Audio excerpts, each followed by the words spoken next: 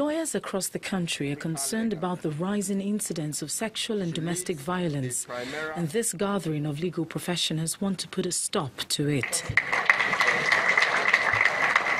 Reported cases of domestic violence has risen to 950 cases in the last 1 year. A reason why this interactive session between lawyers, non-governmental organizations and the representatives of the Lagos State government becomes even more urgent. With deep Socratic blend. First, some important questions need to be asked. What are our courts doing, really, to contain and drastically rein the forces at play here? What are the non-governmental organizations doing to arrest these developments? The consensus at this forum is that domestic violence is more than a physical toucher. It is also an abuse against the mind, which should not be ignored. Let's be clear, it's not just physical battering.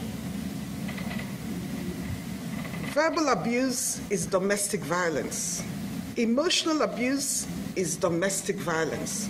Religious abuse is domestic violence. Reproductive abuse is domestic violence. Speakers here also agree that the law and the courts should play a vital role in combating this act.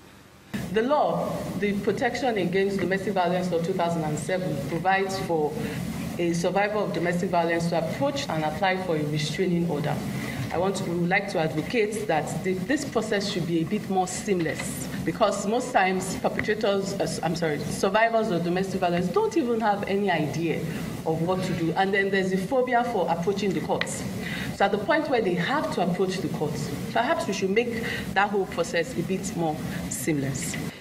The learned colleagues are pushing for an act criminalizing domestic violence and child abuse, so it becomes an offense against the state. They also want the creation of special courts to handle such cases where conviction must match the crime. Victoria Idowu, reporting for Channels Television News.